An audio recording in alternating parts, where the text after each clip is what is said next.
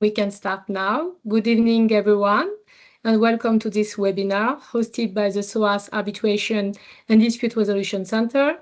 My name is Dr. Amal Mokhlouf. I am a member of the SOAS Arbitration and Dispute Resolution Center, member of the Management Committee.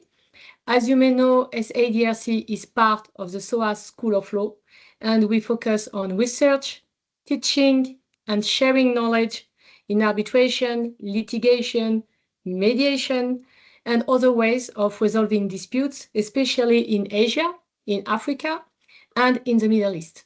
So we are delighted to have you with us for this 1-hour session. We are very pleased to be joined by our speaker, Mr. Kevin Churchill, and our moderator, Ms. Beverley Onyejianya, who will guide today's discussion and the Q&A. Thank you all for joining us this evening. I will now hand over to Ms. Beverley to begin the session. Thank you. Thank you very much, Amel, for the warm introductions, and it's really exciting to be here. Kevin, and I hope you're ready for what should be a very entertaining and insightful 1 hour. So welcome. Thank you, Beverley. Once again. Well, you're welcome. Welcome, everyone, once again. And I'm going to be interviewing, or rather having a lovely fireside chat with Kevin Churchill. And if you don't mind, I would like to introduce him, if that's okay. So Kevin is actually an independent mediator, an independent professional mediator. And it's actually pretty exciting for me because where I come from, we don't get many people that practice just mediation. So it's really going to be a very insightful conversation for me as well. He's actually registered with the Center for Effective Dispute Resolution, which we all know as CEDAR, and the CMC, which is the Civil Mediation Council. And Kevin has mediated a wide range of workplace and commercial disputes for public authorities, universities, schools, local businesses, and of course, private individuals.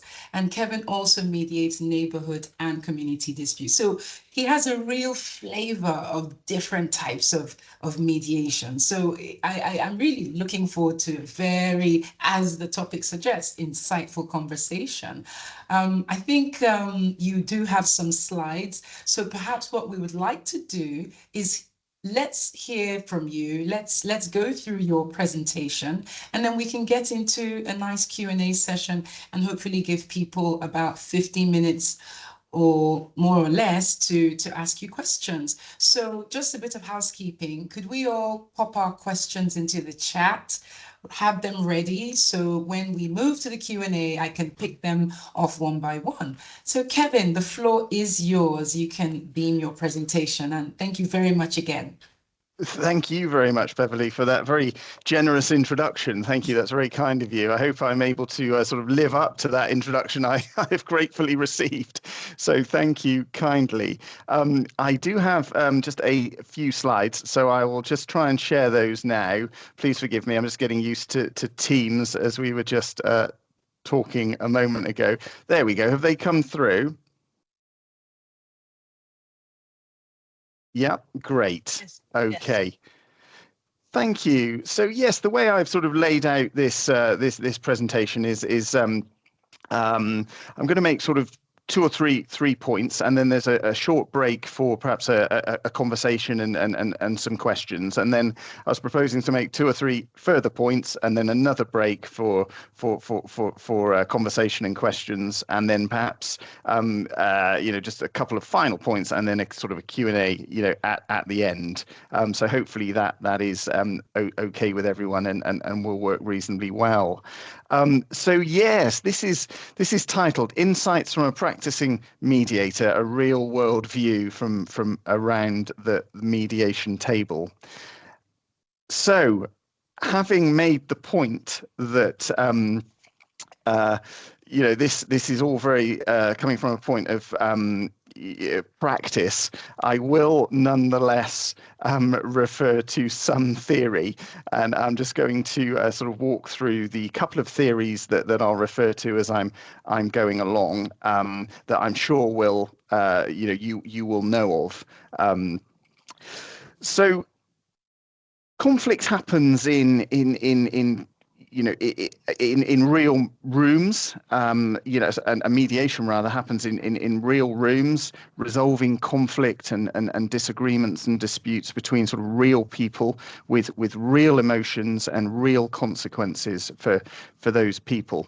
And I'll aim this evening to offer some insights into that practice based on the experience that I've had sort of over the last sort of several years in the mediations that I've done. And I'll try and explain a little bit what it's like to sort of sit with the two parties as you're with them through the short time that you are with them, and try and explain what a mediator sort of sees and does or tries to do from moment to moment in real time, looking at some of the sort of dynamics that are going on within the parties, and perhaps the turning points and the blockages, as we go through that sort of mediated conversation, and how to sort of move things on.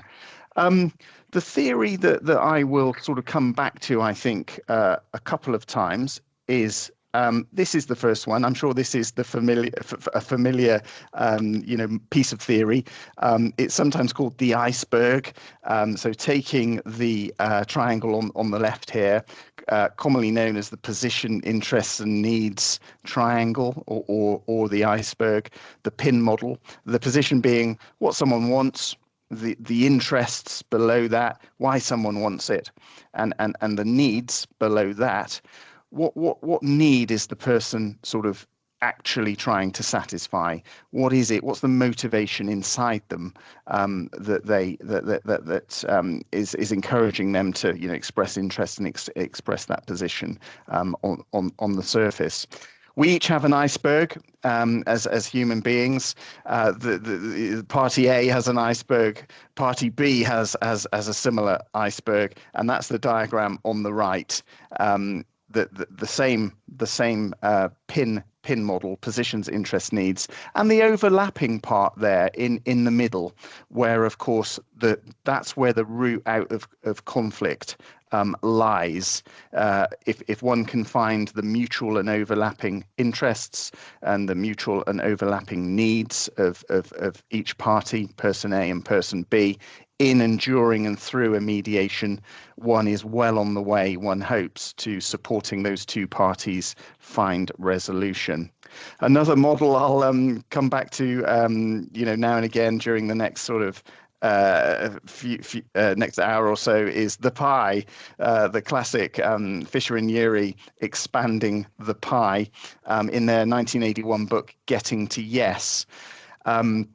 What they talk about here is of course the concept of 15% of a large pie is a larger piece than 15% of a smaller pie, and Fisher and Ury say expand that pie as far as you possibly can, fill the pie up with solutions to each individual person's interest and need, and create value, mutual value, in the mediation, and then divide that pie between the parties, or encourage the parties to divide that pie, thereafter.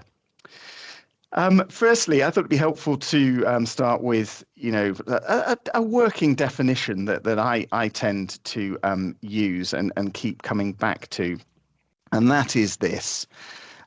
What is mediation? I see it as a structured and supported series of conversations that takes place, over perhaps days or weeks between the parties to lay out, listen to, explore and discuss the experience of the situation they've been in, with the purpose of increasing each other's understanding.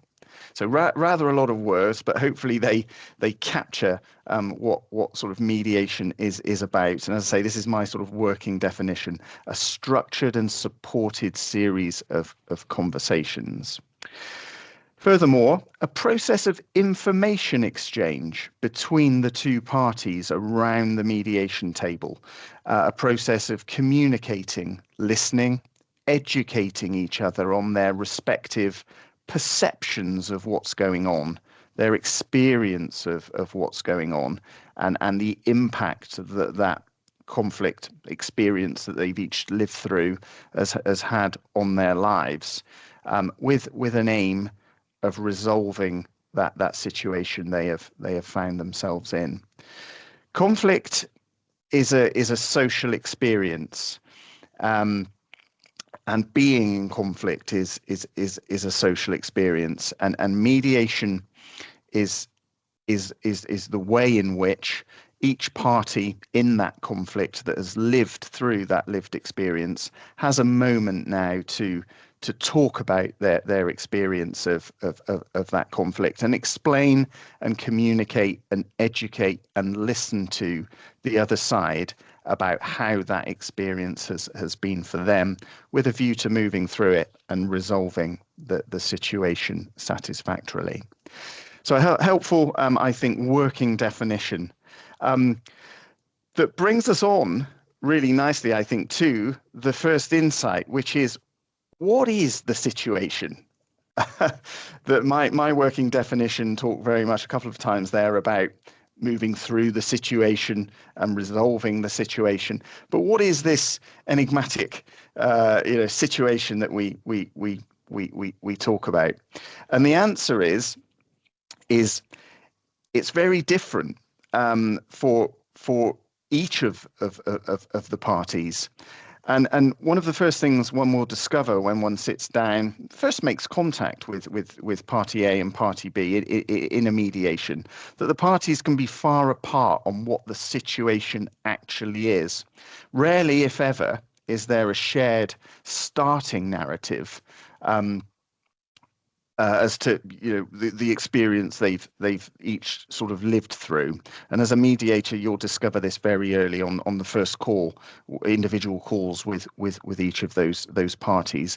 What there is, however, there is usually a shared understanding of the moment it all changed. Each party will talk about that email or that team meeting where things fell apart, or in the case of private mediation, that family meal where one family member perhaps spoke unkindly or unacceptably to another family member, or in the community mediation, the moment it changed is the time the police were called, perhaps by one of the parties about the other party. So there usually is a shared understanding of the moment it changed, but very, very rarely, if ever, is there a shared narrative about the build-up to that situation. And finding this out and supporting the parties to be open to the possibility that there exists two, three, several different situations here is essential early work. A couple of examples. A university example, university in the south of England, let's say. When I was a workplace mediation from 2024, two colleagues, peers, also friends. One got promoted, became the line manager of the other. The promoted line manager made some decisions around research hours allocation, and the other party, the reportee, wasn't comfortable about those sorts of decisions made about research hours allocation, and party A described the situation as a situation around the allocation of research hours. Party B described it as a sort of a previous friend, previous peer, now team member, sort of not being supportive of their move into management and the move into leadership. So two very different interpretations of what the situation is, and as a mediator, say it's essential that you work with that and help the parties to see that. Another not uncommon insight is we've not talked about this since, or a common phrase to hear, we've not sat down to talk about it. We've never talked about it. This is the first time we've talked about it, and it's not uncommon that parties haven't talked about the situation until the moment you have them, individually and together in the mediation. It may have been weeks, months, or years, and of course, in that interim period of weeks, months, and years, each party has been reliving the experience, been perhaps going back to the situation, and there is now several weeks, several months, or several years of layer of experience on top of the original moment where it sort of fell apart, that email, that team meeting, that particular sort of family meal, whatever it may be.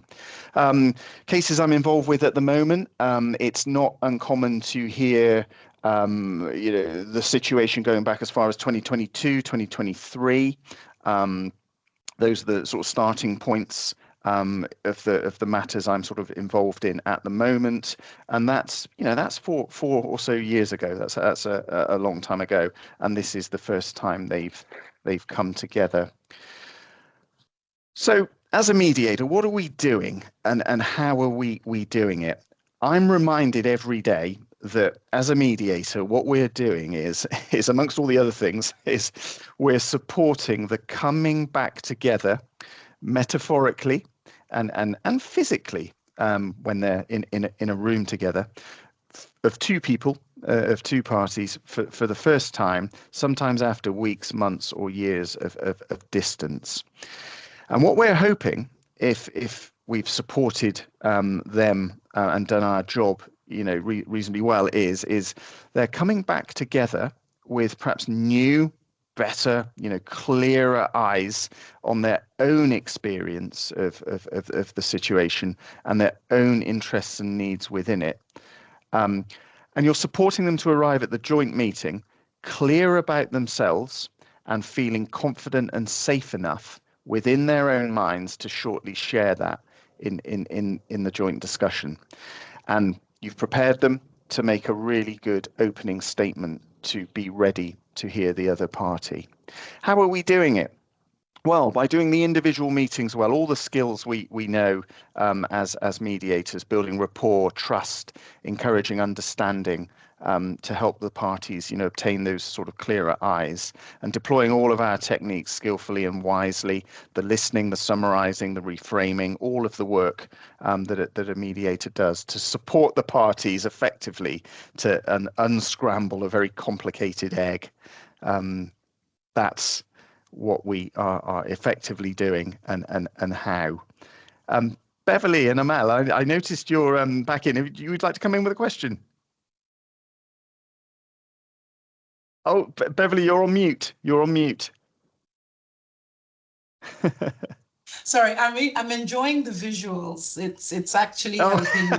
Even me as a mediator, I never thought about it that way, where you're literally unscrambling, you're unraveling this sort of messy picture. But I think eggs is a lot nicer rather than saying something is messy.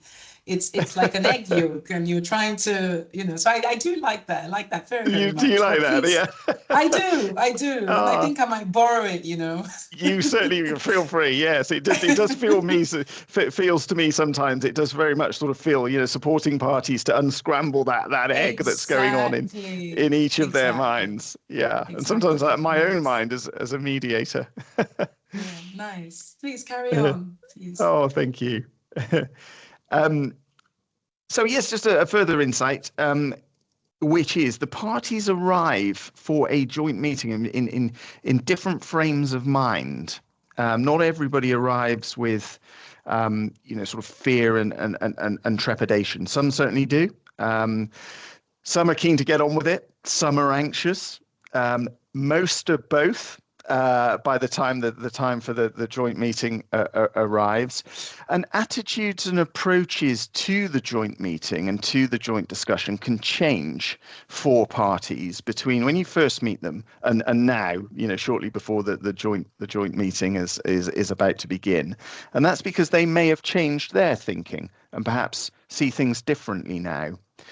Fear and anxiety, to the extent that it's there and there's an element of it at arrival at the joint meeting, can arrive from the kind of road ahead and the perceived obstacles between here and the end. Also, more common than one might think, and this is where perhaps the keenness to get on with it can come from with some parties, is anxiety can arise from, almost disbelief how they perhaps acted those months and years ago when they sent that email, and perhaps what they didn't see or understand at the time in that meeting that they do see and they do understand now. And perhaps several months or years later, at the moment of this joint meeting that we're about to go into, they might feel an element of regret and perhaps embarrassment or shame, how they acted, in that moment. And that's that parties are able to do that and reflect on their own, role in that social experience that is conflict, and come to the joint meeting, as I mentioned sort of a moment ago, perhaps with those clearer eyes and those sort of better eyes, if I can sort of put it like that, about themselves, about the situation, about the circumstances and their role in it, and most importantly, some good ideas and some good suggestions on the route past and the route through. Parties arrive in very different sort of frames of mind that to each other and to themselves compared when you first met them. Now, another sort of insight, and there's a little break in a moment for questions and comments. Your role as a mediator is to create that environment where, as I say, the parties feel, sufficiently reflected and sufficiently reflective and safe enough to come in and have a joint discussion. And if they arrive at the joint meeting, clear about themselves and feeling confident and safe enough to share what they've experienced in the joint meeting, the area of mutual interest, the bit of those two icebergs that overlap, comes out earlier than one might think. It doesn't tend to be a hunt, in my experience, for where is our overlapping mutual sort of shared interest. It can almost be, kind of obvious to each of the parties, or if it isn't, it comes out certainly quite quickly. And that can be things like, a future family relationship. That's clearly a common, overlapping interest. A future neighborly relationship, free of noise, free of antisocial behavior, free of parked cars, free of, noisy music at 3 a.m. Or in the workplace, it can be a future working relationship about research objectives or educational objectives or business objectives, team dynamics. So people tend to be really quite clear, and as I say, it does come out quite early as to what the mutual skin in the game is, and that's aided particularly if you've done the preparatory work individually with the parties really, really well. So there's a little moment, Beverley, if I may, Amel, if I may, yeah, I see your hand up. Amel, please go first. Yes, because you've been talking about individual meetings, and I would like to know if those meetings include the legal counsel. That's a great question, Amel. In my experience, more often than not, they don't. In workplace, they don't. In community, they don't. And in the civil and commercial cases that I've been involved in, there are fewer of those. They also haven't. I spent some time, and I've lived in Kenya up until very recently, and my most recent experience of counsel is in a Kenyan context, working with Kenyan parties and Kenyan counsel, and yes, I've worked with counsel there. It's certainly about preparing counsel too, as far as you can. That's the difficulty. Yeah, I mean, some legal counsel don't accept that. They want to join the individual meetings. And this is a difficulty because it means that they do not really trust the mediator.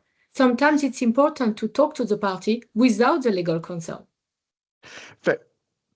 Very much so. I perhaps should have mentioned at the start, I'm not a lawyer myself, and I'm not a solicitor. I'm not legally qualified or trained.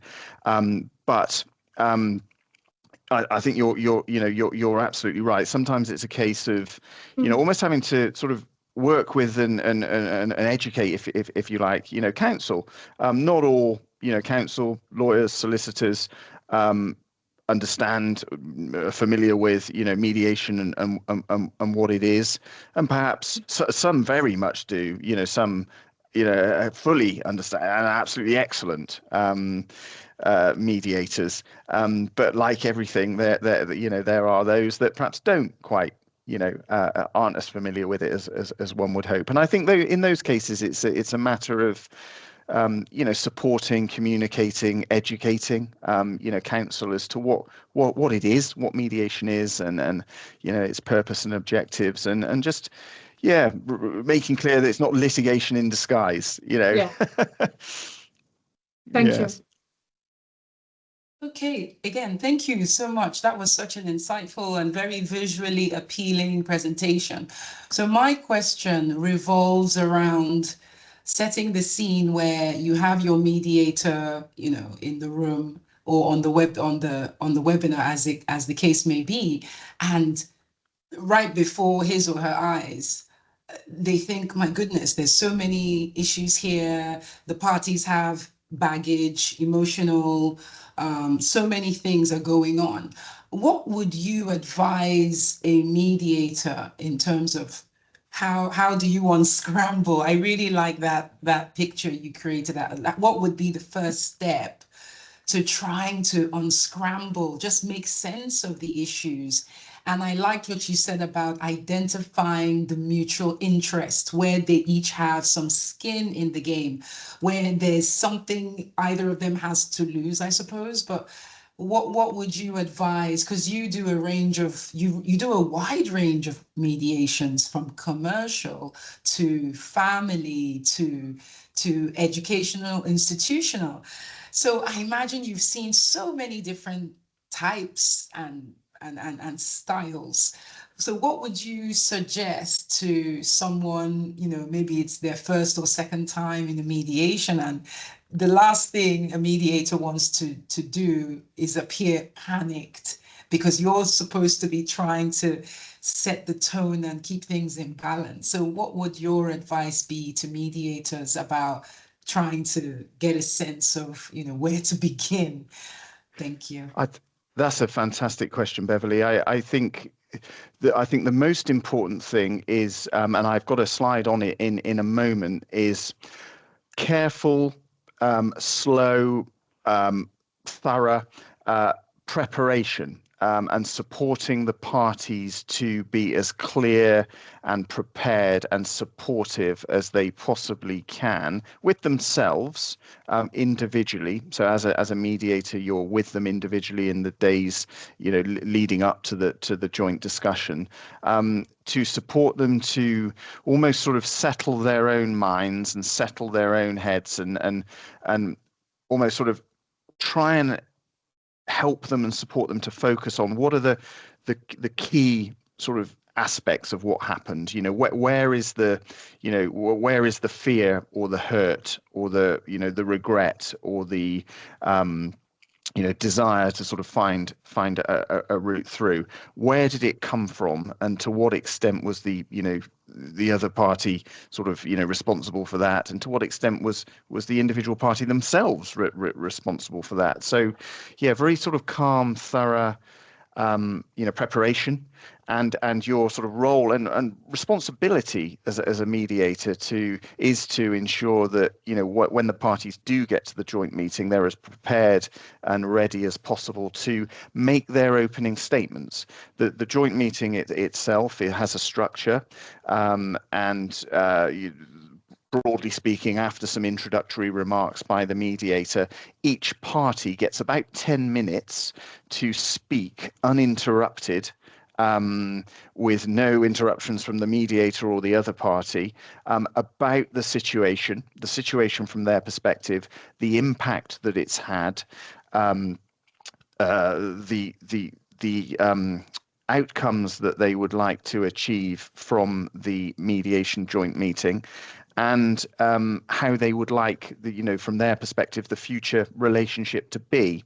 So I asked the parties to sort of concentrate on those four in preparation in the days leading up, those 4 points. And they have their 10 minutes at the start of the joint meeting. I summarize. The next party has their 10 minutes. I will summarize. And as each party is speaking uninterrupted for their 10 minutes, I'm making a little note here with a pen as to the issues that are coming up. And you can carry a broad framework of issues into the joint meeting as a mediator. You won't offer them or say what they are, but you can have in your mind just a broad framework of what issues might come up, or certainly the talking points that might come up. Because you've collected that information from the individual private meetings. So yeah, and then the first 20 minutes, the 10 minutes each, is that. If you do that way, if the parties do that well, that will set the tone for the next 2 hours. Excellent. Thank you so much. I think there's a question from the audience. Mark Wasuna, would you like to unmute yourself and state your question? Thank you. Thank you very much, Beverley, for this opportunity. Thank you so much, Kevin, for this very excellent and insightful presentation thus far. I don't want to keep you too much, so I'll get straight to my question. I found it really interesting when you said you were in Kenya recently. I'm actually Kenyan myself. I do live here in the UK, but I am Kenyan by birth, and very much align myself with a lot of practices in Kenya. So it's really good. Yeah, it's really good to hear you were there, and I really do hope you enjoyed your time then. I'm sure it's somewhere that you'd like to call a place you visit quite a lot as well. So it's very, very, it touched me quite a bit to hear that you are from there, and I found that very fascinating. So my question, as it relates to what you've been discussing thus far, is more towards neutrality. So I was just very interested, and maybe also and very fascinated when you said you are also doing, I presume, quite a bit of practice in Kenya as well.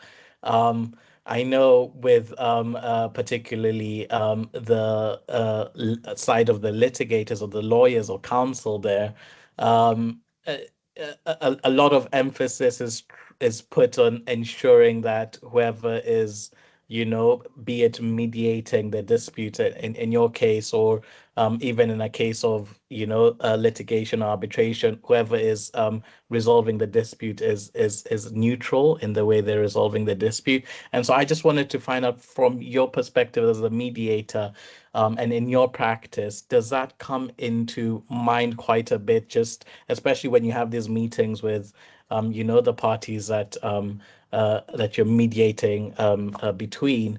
In your mind, does appearing or ensuring, obviously, as a person, I'm pretty sure you're neutral, but just ensuring that you come across to both parties that you are neutral in, the functions that you're undertaking as a mediator.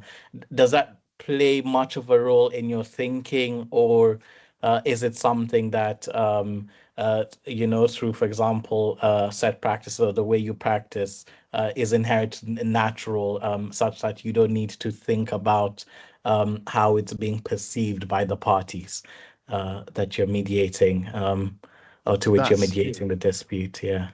That's an excellent question, Mark. Thank you. I mean, it is very much.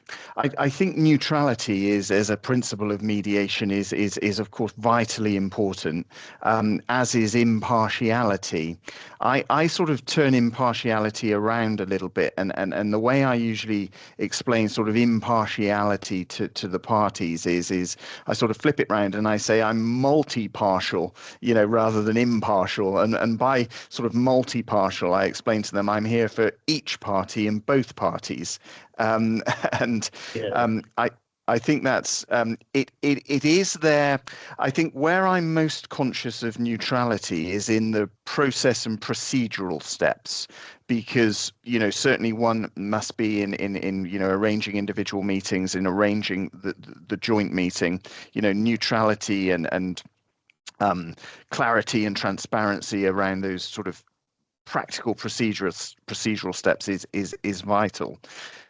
Impartiality or multi-partiality is also very important, and it becomes sort of more. It's a bit more natural, I think, in the individual meetings and in the joint discussion.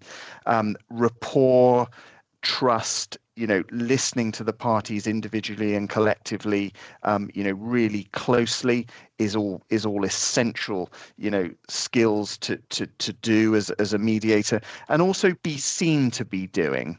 I sort of think of it in the way of, multi-partiality or neutrality of empathy, almost neutrality of support, that does being there for both parties. That doesn't mean you have to treat the parties in exactly the same way. It means you have to sort of treat the parties in the way they wish to be treated, but without crossing the line of, bias or moving away or migrating away from remaining, sort of neutral, impartial or multi-partial, as I like to describe it. And if both parties can hear and see that you're there for each of them, in a fair and transparent and kind of, neutral, if you like, way, then that creates the right conditions for them to feel safe and have that, really quite robust, sometimes most of the time, discussion with each other. Yeah. Thank you so much. Thank you so much for that answer, Kevin. Thank you. It's very, very helpful. Thank you. Thanks. I'll move on to just two or three more sort of insights, and then a period of short period of questions after that. So this is about sort of pace, attention, flow.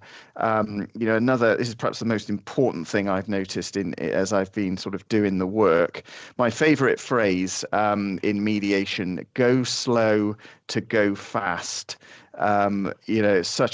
Such an important sort of insight that I've gained in doing this work. As a mediator, you mostly slow it down. To as slow as you can go, and by it I mean the conversation. Mediation is very much a second to second, moment to moment practice of listening carefully. The parties arrive, anxious, heightened, some ready to get on with it, some ready to share, absolutely everything. And the role of the mediator is to slow all of that down to a pace where, people can listen and absorb what is being said and what is being exchanged. And too fast and things can get missed. Recognition of the situation can get missed. Understanding of the other party's kind of perspective can get missed. Expressions of regret can get missed, and an apology, recognition, perhaps even an apology, can get missed in that sort of fast, frenetic sort of pace of the discussion as it goes on. So yeah, you very much have to slow it down, and how you do that in practice is sort of summarize what one person is saying very carefully. Make sure the other party is has heard that summary and has sort of absorbed it, and they will speak and then summarize back to party A what party B has perhaps said, at pace, and just slow everything, down as far as you can. But you must remain on, and you must remain connected at all times. And as a mediator, you're creating that slow silence space, and that provides the best atmosphere for the parties to think for themselves and reflect, and it helps to unscramble that egg. Don't ask too many questions. In fact, the fewer the fewer comments the mediator makes, and the fewer sort of interventions the mediator makes, the better by far. Remain on, remain attentive, reframe, summarize where you need to, reframe where you must, and allow the parties to have the conversation that they haven't had for months or years, carefully and safely. The non-verbal conversation, another insight. This is fascinating in the sense of, at least in my estimate, at least 50% of the conversation in the joint meeting is non-verbal. It's through eye contact, authentic eyes, authentic facial expressions, body posture, position, these micro expressions, roll of the eyes, a glance, a gesture, a leaning forward, and more than 50% of the progress that is made, I think, more than 50% of the conversation that leads to the progress that is made is through that body language. Trust builds slowly through the exchange of the words, of course, but also the body language too. And the body language tends to, I've observed, with the parties, either contribute to that sense of safety or detract, from it. And if one feels, that trust is building across the table, eyes will start to look up. People will no longer be looking at the floor or looking at their feet or looking at the window or looking at the wall. They'll, refrain from looking at the mediator, which is great, and they'll start looking at each other, and start having that conversation verbally and through exchange of body language. And that's what it's all about. And you can feel that happen as the joint meeting and the joint discussion goes on. When that happens, and if it's safe to do so, the mediator, and I do this quite a lot, and I'm certainly conscious of it, is lean back and physically lean back and move out of the way. So the mediator must be aware of his or her body, and participation in that joint meeting, and get out of the way to allow the parties to have that conversation between them. Now, risky words, another sort of piece of insight. If you're mediating, never say the word agreement to either of the parties ever. Don't say the word compromise either, as a mediator. Both of those words are completely unhelpful. These words can sort of escalate and invoke not the reaction one expects or needs. If you're a party, phrases such as well, there's your reality and there's my reality, sometimes aren't helpful. Most of the time aren't helpful. Any reference to multiple personalities, party A having them or party B having them, again, really quite unhelpful. Listen out for those, reframe them. If party A accuses or says to party B, the problem with you is you have multiple personalities, you can reframe very quickly to say, so I think what you're saying is you've experienced a range of behavioral styles in the office, or if perhaps a party says, well, your reality is different to my reality, and that's just how it is. You can perhaps reframe that to, well, it sounds like you've had very different lived experience of each other recently, of late, in the working environment. Any words that seems to have sort of entered the common lexicon nowadays, away from their sort of original clinical, definitions and usage, any words ending in path are completely unhelpful, as is the word narcissist. That's completely unhelpful.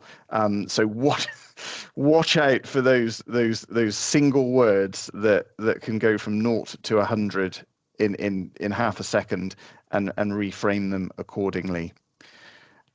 Just another moment for sort of thoughts, questions, comments, and I've got a final two insights, and then some questions after that.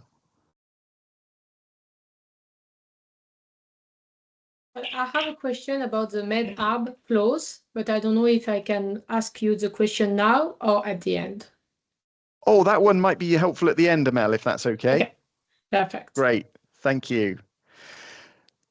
So yeah, just in the sort of final couple of moments before we close. Yeah, coming back to the theory, and I go to Fuller here, academic from I think the early 70s. Mediation has the capacity to reorientate the parties, helping them achieve a new and shared perception of their relationship, a perception that will redirect their attitude and dispositions towards each other.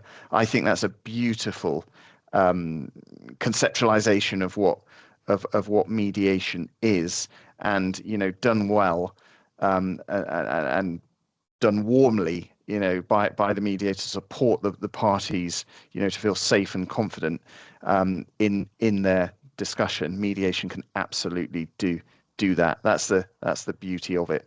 Redirect their attitude and dispositions towards each other for a better future relationship. One final thought. What do mediators sort of actually do?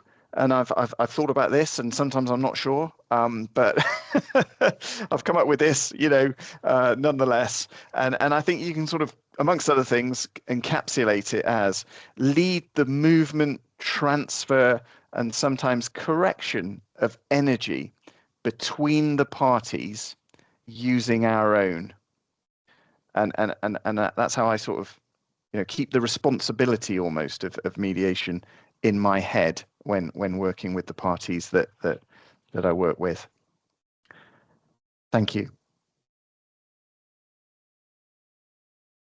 Thank you very much. Thank you. I think everyone would agree that it's been very, very insightful.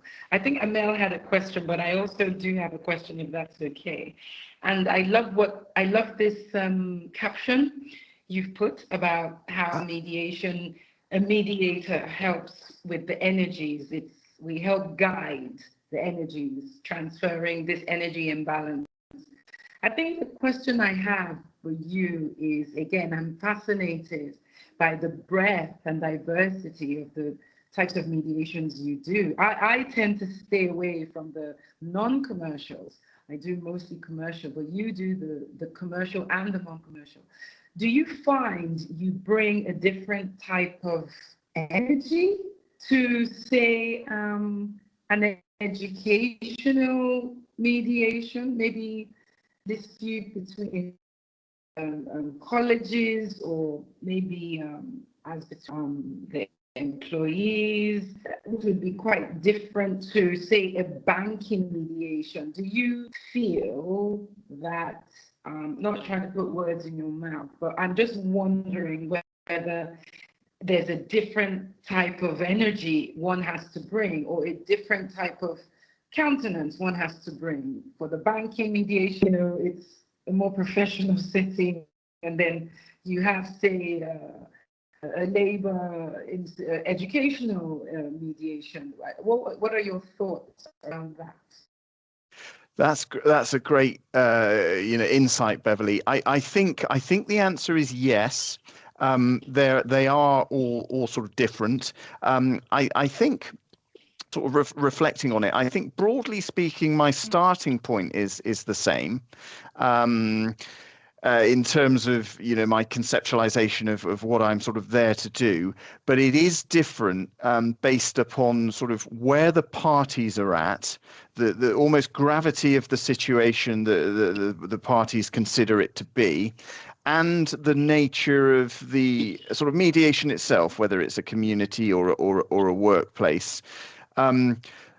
Yeah, sometimes there isn't as much that, you know, there isn't the need, led by the parties, of course, to go as deep as one, you know, wishes to go. So sometimes the parties are in a space where perhaps, you know, it's the relationship is such that, you know, they would like to correct a little bit, perhaps, or, you know, share perceptions of a little bit of the experience, but nonetheless need to move on in a sort of very practical and transactional way, you know, to sort things out, perhaps with some monetary, you know, kind of compensation one way or the other, and, you know, a monetary settlement agreed as well. So, yes, I think it does vary, you know, matter to matter, party to party.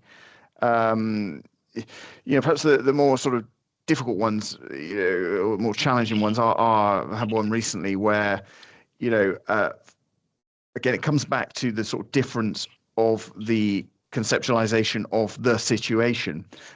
You know, one party, this is a workplace situation, one party was having a very, very different experience to you know, the other party, in the sense of one party A was experiencing the workplace behavior, and was mentioning phrases such as, you know, psychological safety, and does it or does it not exist in this office, whereas the other party B, the situation there was much more around project management, task, deliverable, budget.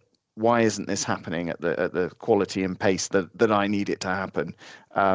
Because it needs to happen faster. You know, that's so there, the sort of the startup from my starting point is sort of broadly the same, in the sense of, you know, you start where you meet the parties where they are, not where you sort of wish them to be, and somehow support and encourage them to be in time, in a space where they can kind of convey that, you know, to each other. Thank you. Amel, thank you so much. Thank you. Yes, I have a question, because in some countries, a med-arb clause means that parties first go to mediation, and if the mediation is unsuccessful, the same person who acted as the mediator then becomes the arbitrator. And to me, it raises some questions in relation to ethics, in relation. You didn't bring that to. Gonna go. Sorry, can you hear me? Yes, Yeah? I can hear. I think someone was off of mute, Mel. Yes, they've muted now. Please do carry on. Okay. So I was just talking about the med-arb clause and saying that in some countries it means that the parties first, they will go to mediation, and if the mediation is unsuccessful, then the same person who acted as the mediator will become the arbitrator. And to me, it raises some questions in relation to ethics, fairness, due process, legal privilege, and I would not feel comfortable to act as mediator. And I don't have any strong view about it, but I would be curious to hear your view on this practice. Yes, that's a great question, Amel. I too don't have any experience of sort of med-arb either, but my thoughts are on it. I think it's good that, you know, med or mediation is kind of in the contract, as it were, or, you know, as an option. Having that, you know, med-arb, I think I can see some positives, you know, around it. You know, sort of try mediation first, see how, you know, one gets on, and then if, you know, if perhaps there isn't a settlement resolution, you know, then try arbitration. Yeah, I can see the sort of, you know, sense in that. I think as far as it being the same person, you know, the mediator is then the arbitrator. I'm not sure. Perhaps, you know, and I don't know whether it can be done like this. Maybe it can, maybe it can't. You know, there could be a mediator for the med bit and a different person for the, you know, an arbitrator for the arb bit. That potentially, yeah, could work. But I think any just a general sort of starting point, I think is anything that gets the parties round the table actually talking to each other, speaking for themselves, using their own voices and their own bodies to communicate, you know, in is a good thing, rather than handing it over to perhaps a third party, you know, to decide the outcomes for them. So if they have a go around the table themselves under med, you know, if it hasn't quite, you know, worked out, then they can hand it over to a third party, the arbitrator, under the, you know, under the arb part. But yeah, I think they probably should be two separate people. In France, this is the case. I mean, in France, this should not be the same person. But I know that in some countries, parties have no difficulty with that. But I just wanted to know your view about it. But thank you for your reply. Thanks. Oh, thank you. Martin's hand is raised. Please, Martin, you're welcome to. Yeah, thanks so much. Can you hear me? Excellent. Yeah, thank you. No, thanks so much for really interesting, and in fact, I think motivating and inspiring kind of presentation and also questions. So I thought, well, when perhaps does you know, are there also limits to mediation, and or perhaps even kind of results which were initially good, but in the end then turn out to be not so good? And, you know, right in the beginning, I mentioned the Singapore Convention on Mediation, you know, which has a kind of very, very long name, which I won't kind of bother on. But this is an interesting one because actually, in some ways, it also came about as a result of mediation, because various parties were basically at loggerheads and couldn't actually agree in about 2017. I just looked it up again because I had my memory. But then basically the negotiations were interrupted by a blizzard in New York, which closed the UN headquarters. And the delegates had to move from their offices to a nearby law firm. The law firm saying, well, you guys, you know, you can just use our offices. And then basically kind of stuck in this office with these top class mediators, male and female, kind of going from offices and so on, doing a classic mediation. They agreed really on this kind of 5-point package, which then became the Singapore Convention. But there are now some that argue that actually there was too much of a compromise in this particular convention, and that perhaps, you know, without the blizzard and harder negotiations, these compromises could have been avoided. Oh, that's a lovely story, Martin. Yeah, I thought I'd just contribute this kind of because you had so many fantastic insights from your own experience. So perhaps I need to be more cautious about it when it comes to international treaties and agreements. Negotiate international treaties in warm places, I think, is the lesson there.